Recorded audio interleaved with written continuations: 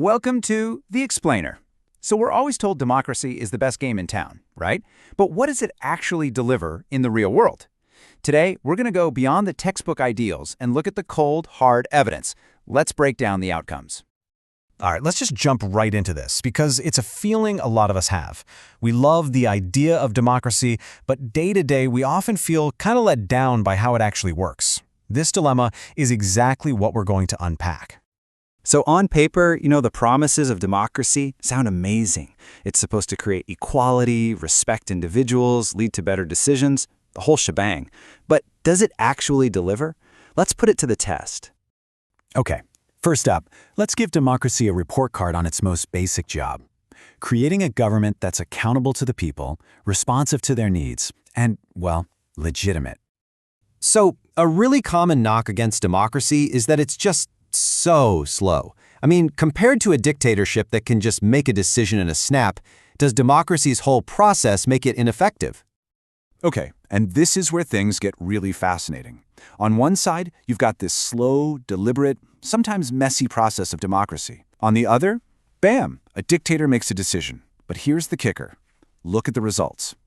That slowness of democracy actually leads to outcomes that are more acceptable to people and, in the long run, more effective. The time it takes is an investment, not a cost. And that whole process, that deliberation, it leads to something absolutely crucial: transparency. In a real democracy, you, as a citizen, have the right to look under the hood and see how a decision was made.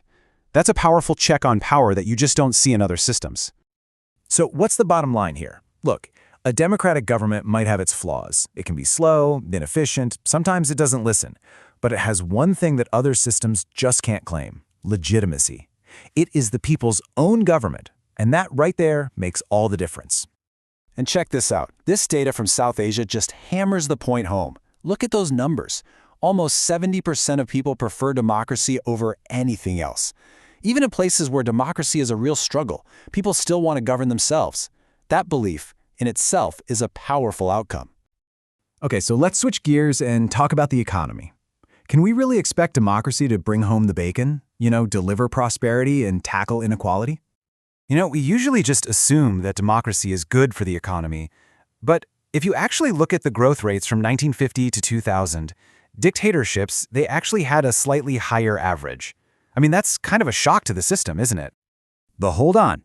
When you start to control for other things, like population, global context, and so on, that difference pretty much vanishes. So the verdict: we can't say democracy guarantees economic development, but it's certainly not a disadvantage either. All right, so growth is one thing, but what about making things fairer? This table, wow, it's pretty stark. Look at democracies like South Africa and Brazil. The top 20% of people hold over 60% of the wealth, while the bottom 20% have less than 3%. And this really gets to a huge paradox at the heart of democracy. You see, we all get one vote, political equality. But in real life, economic power often buys political influence.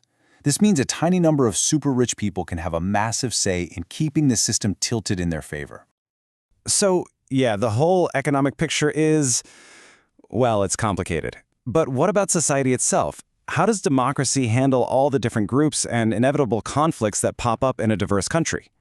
And you know what?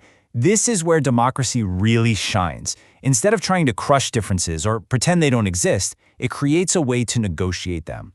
It gives us a framework to manage competition so that social tensions don't just explode into violence. But, and this is a big but, it's not automatic. This whole thing working out depends on two huge conditions. One, the majority has to be willing to work with the minority. And two, rule by the majority can't just become permanent rule by one single group, whether that's based on race, religion, or whatever. If that happens, democracy fails. Okay, let's zoom in a bit. Let's shift our focus away from these big systems and talk about the individual. What does democracy mean for our personal dignity and freedom? And honestly, for me, this really gets to the heart of it all. This might just be democracy's most incredible gift. It's a system built on this radical idea that every single person matters and deserves respect and freedom. And that's not just some nice idea, right? That principle has real power. The moment you recognize that everyone is equal in principle, it gives moral and legal ammunition to groups that have been pushed down for centuries, like women or people fighting against caste discrimination. And this feeling, this belief that you matter, it has huge political consequences. Just look at this data from South Asia. It's pretty inspiring. A solid majority of people believe their vote actually makes a difference. That's an incredible shift from feeling powerless to feeling like you have a voice. All right, so we've looked at government, the economy, society, individual freedom. After weighing all that, where does that leave us with that question we started with? And this is the final and honestly brilliant twist.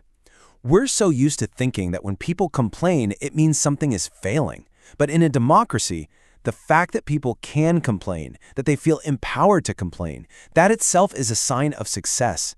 It means they're engaged and they expect better from their leaders. Because ultimately, this is what makes democracy so different.